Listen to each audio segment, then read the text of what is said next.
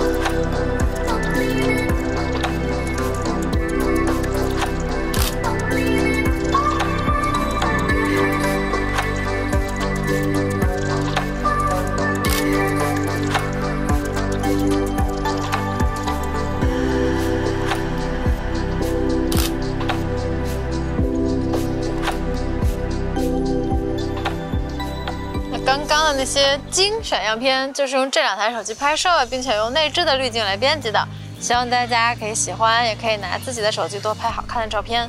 欢迎收看 ZPH， 我是大吴，我是长长。我们的节目呢会聊手机、聊摄影、聊关于手机摄影的话题。如果你期待这期节目，期待两个手机的对比结果，记得点个赞、点个关注，支持我们。那下面我们就来好好聊聊这两台手机在影像方面的表现喽。这两台手机的后摄系统，相信大家都比较清楚了。iPhone 13 Pro Max 是3颗光学镜头、超广角主摄和3倍的长焦，后面我们简称它是 iPhone。三星 S21 Ultra 是4颗干活的镜头，超广角主摄3倍的中焦和10倍的长焦，后面我们简称它为三星。这两台手机在拍摄取景方面做的都非常不错。iPhone 这边是3个焦段切换按钮，对应的就是3颗光学镜头，而且切换过程中有缩放画面。三星这边是4颗焦段切换按钮，对应的就是4颗光学镜头，它比 iPhone 多了1颗10倍的长焦，所以在焦段跨度上比 iPhone 要强。在焦段切换的时候，同样有缩放动画这点两台手机做的都非常细。作为聊影像的节目，我们会在每颗镜头对比之前放一些摄影作品以及摄影过程，希望你们也可以多出去走走，参与到摄影中来。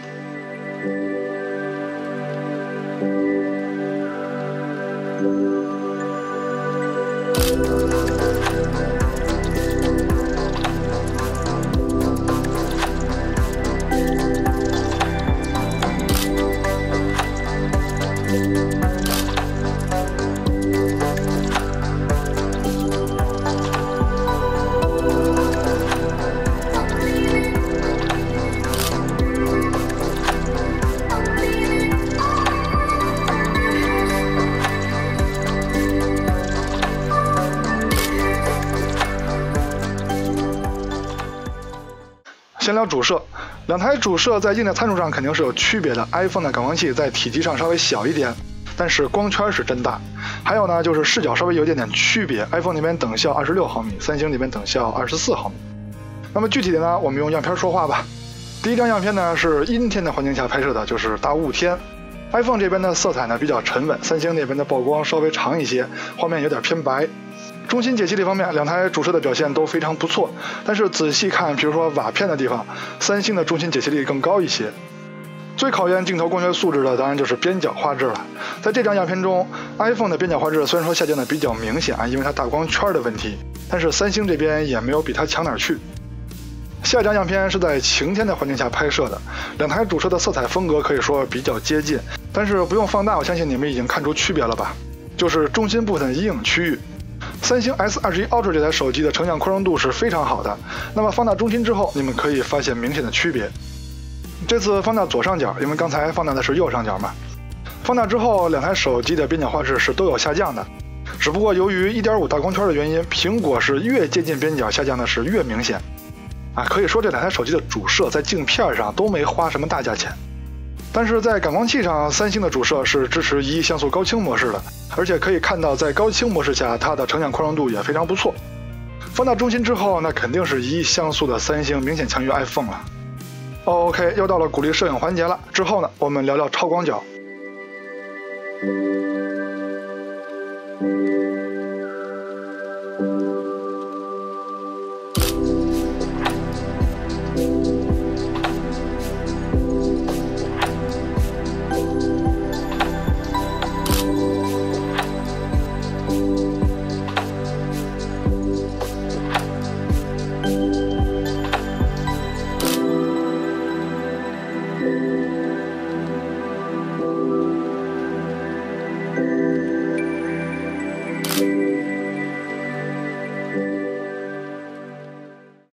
超广角在硬件区别上值得一说的就是光圈 ，iPhone 的光圈还是非常大。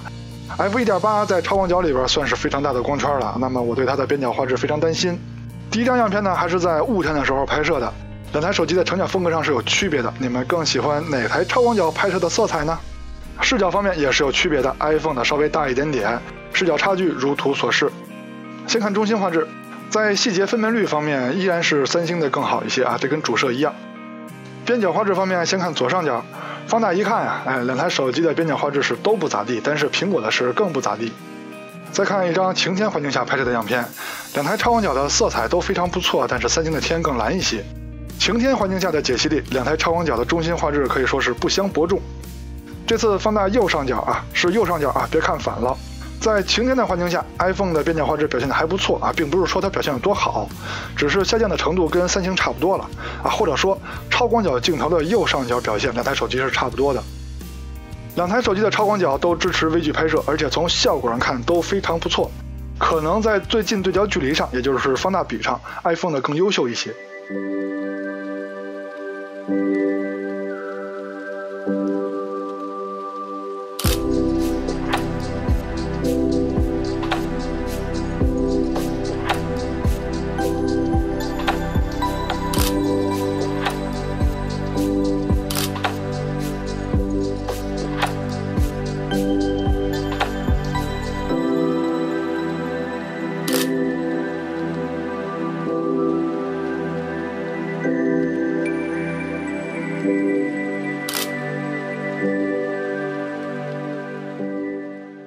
中长焦镜头咱们就一块说了，先说中焦。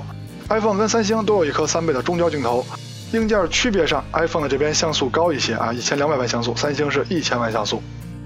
超长焦这块 iPhone 就没有了，三星是一颗10倍的光学镜头。对焦性能方面 ，iPhone 的这颗3倍中焦镜头在对焦方面还是很不错的。前面已经说过了，它的对焦区域稍微大一些，所以在远近切换的时候看着没这么利落，但是它的实际对焦性能、硬件方面的能力还是很不错的。三星的3倍跟10倍镜头在对焦方面是非常强劲的，这点之前的节目已经介绍过了。在任何环境下测试它的3倍跟10倍对焦效果都是非常让人放心的。从中焦的样片开始，咱们就不对比边角画质了，因为中长焦镜头的边角画质下降的就不明显了所以咱们直接看中心画质。还记得前面说3倍中焦 iPhone 的像素更高吧，1200万，三星是1000万的。但是中心画质方面，三星的中心画质好像比 iPhone 的还强点。那再换一组3倍的对比吧，这组是晴天拍摄的，放大中心之后发现，确实是三星的中心画质强点。到了10倍焦段的对比，那肯定是三星的天下了，它毕竟是10倍的光学镜头嘛 ，iPhone 那边是3倍镜头数码变焦的，那在清晰度上怎么可能打得过光学镜头呢？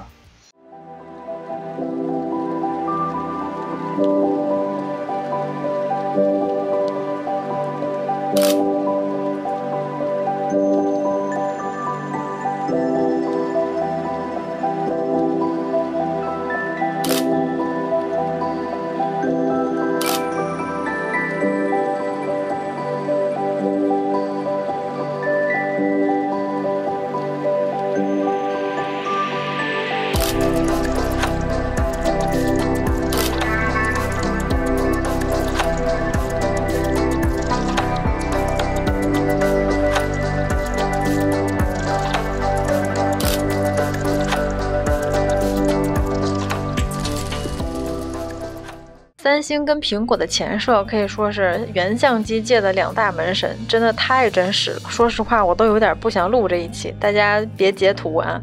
苹果呢是一点美颜都没有，三星还稍微有一点，有几个滤镜还可以。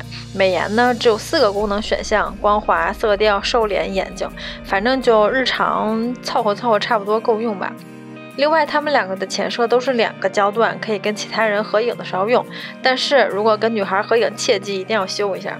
背景虚化我只能说是神仙打架，他们俩都很好，而且拍完之后都可以在相册里调节背景虚化效果，在软件方面都做得很贴心。人像模式2台手机都比较擅长，拍摄出来的人像照片都很不错。不过它不能跟某些国产品牌那样拍出来的人像特别好看，他们还是有些写实的。如果这2台手机里非要找一台我比较喜欢的，那可能是三星我比较喜欢吧。因为这几组照片中，越往后它的照片中人像的颜色越好看。成像宽容度方面 ，iPhone 的暗部细节呈现的没有三星的好。从主摄的对比中就能看出来，洞里边比较黑暗的地方，三星的细节比 iPhone 多很多。超广角的表现同样如此啊，也是暗部细节三星更多。放大看的话比较明显。这张样片是在阴天时候拍摄的。在亮部细节上 ，iPhone 比三星多那么一丁丁啊，暗部细节三星比 iPhone 多那么一点点。相同场景，超广角的表现跟主摄一样，只不过三星这个场景下有一点眩光。再换一组也是如此，亮部细节 iPhone 强，暗部细节三星强。相同场景，超广角的表现跟主摄一样。再换一组晴天拍摄的场景，同样是暗部细节上三星的表现更多一些，但是 iPhone 的表现也不错。相同场景，超广角把云彩拍下来了。那么亮部细节上2台手机表现的比较接近，暗部细节上可是三星展现的更好。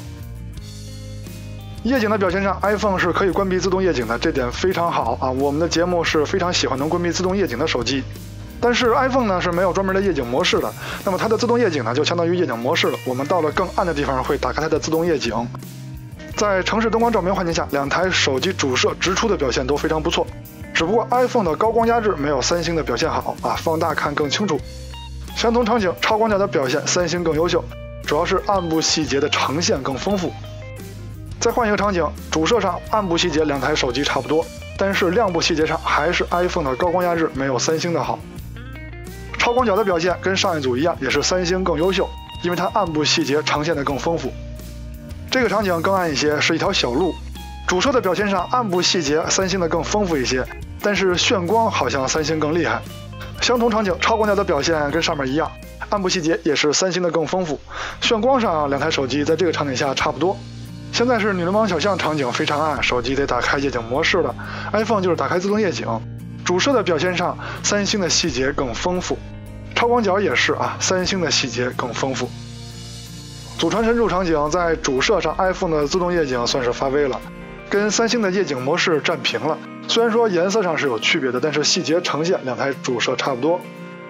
超广角的表现 iPhone 就不行了啊，虽然亮度上看着跟三星差不多，但是细节展现上跟三星差很远。最暗的祖传神助 Pro 场景 ，iPhone 的主摄表现依旧不错，但是细节展现上还是没有三星的丰富。相同场景，超广角的表现2台手机都不行。视频录制这块先说软件上的 ，iPhone 这边新加入的电影效果模式挺有意思的啊，但是它的背景虚化都是假的，它是模拟大相场设备的背景虚化，只不过它可以智能的帮你切换焦点啊，帮你选择主体。三星那边录制视频的时候也有背景虚化，有导演模式，还有多镜头同时录制啊，这些都是软件上的。备不住哪天也有电影效果模式了，而苹果那边没准也有三星的这些功能了，这些都看厂家了，反正都是软件上的功能。那下面我们看看使用最多的防抖表现怎么样。现在看到的是主摄，白天的防抖效果2台手机表现的都很好。超广角的表现2台手机的颜色方面就差了很多，那至于谁好那就各抒己见了。不过从清晰度上看，从我这看啊，三星的表现更好一些，而且防抖更优秀。现在是3倍镜头的录像表现，2台手机表现的都很上乘，无论是防抖啊、清晰度啊、色彩啊都很到位。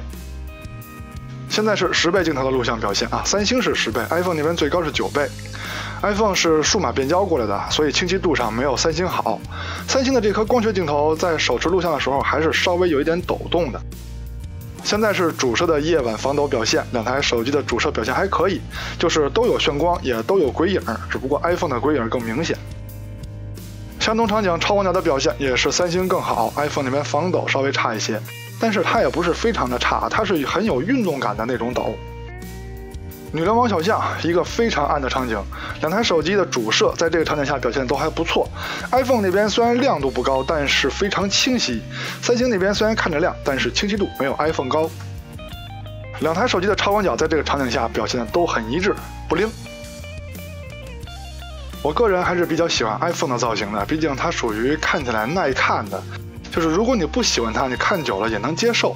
但是三星这个造型呢，如果你喜欢，你会觉得它挺漂亮；如果你不喜欢，我估计你什么时候也不会喜欢起来。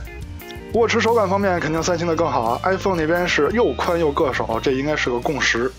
厚度方面 ，iPhone 是看起来厚，但是真的薄。重量方面，它比三星还重。后摄凸起方面，这代的 iPhone 比前几代产品凸起的都要高。它还没用大感光器呢，但是我估计后几代产品早晚得用上大感光器，到时候再看吧，没准凸起的像是一个山峰了。性能方面肯定是 iPhone 更强，这点安卓手机就甭执拗了。但是我们是聊影像的节目，那么下面我们就来总结一下这两台手机的影像表现。这两台旗舰手机在影像上 ，iPhone 13 Pro Max 在各镜头的光学素质和计算摄影上都不占优势。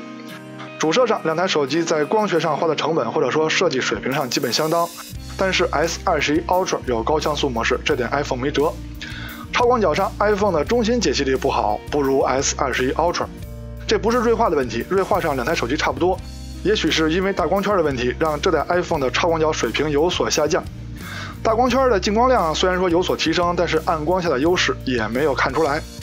中长焦上肯定是 S21 Ultra 更好。首先10倍光学镜头是 iPhone 13 Pro Max 望尘莫及的，其次3倍镜头的光学素质也不如三星。成像宽容度、自拍、人像上的表现，两台手机都很优秀。但是夜景的表现，无论是直出还是夜景模式，都是 S21 Ultra 更优秀。录像的表现上，两台手机的水准都很高，只是 iPhone 13 Pro Max 的超广角在防抖方面有自己的理解，好在果冻效应控制得不错。OK， 又到结尾了啊！记得要点赞加关注，支持我们，多多支持。我们结尾就是这么的简短，我们下期再见，拜拜。